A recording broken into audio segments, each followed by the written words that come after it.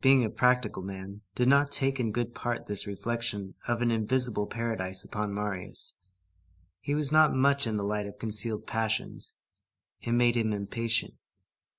And now and then he called upon Marius to come back to reality. One morning he threw him this admonition: "My dear fellow, you produce upon me the effect of being located in the moon.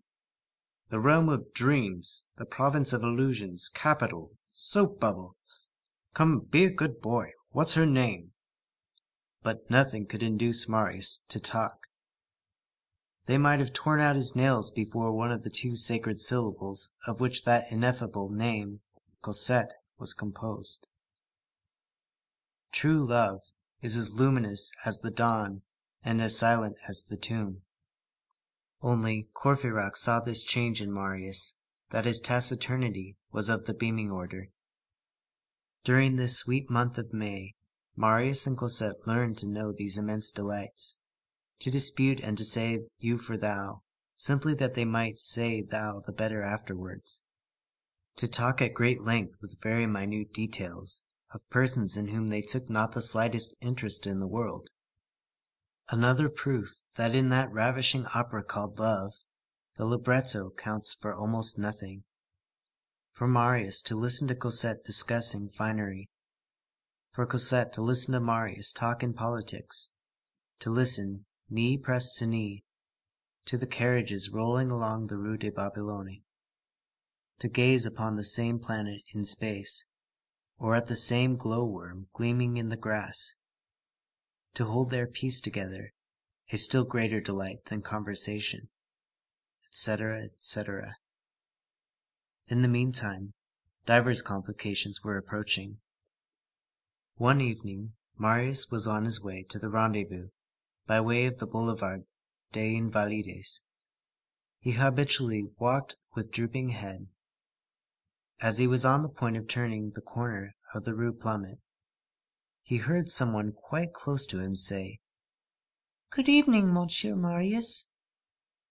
He raised his head and recognized Éponine. This produced a singular effect upon him.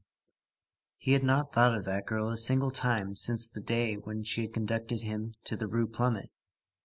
He had not seen her again, and she had gone completely out of his mind. He had no reasons for anything but gratitude towards her. He owed her his happiness, and yet it was embarrassing to him to meet her. It is an error to think that passion, when it is pure and happy, leads man to a state of perfection.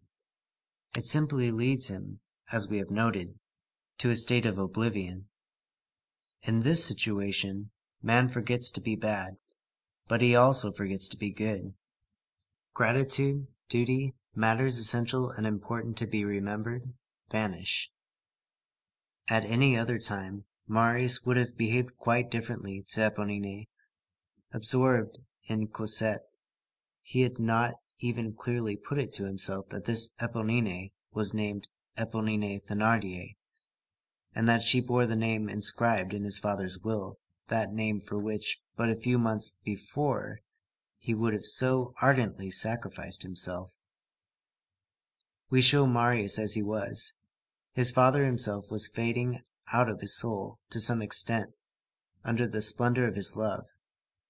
He replied with some embarrassment, "Ah, so it's you, Éponine?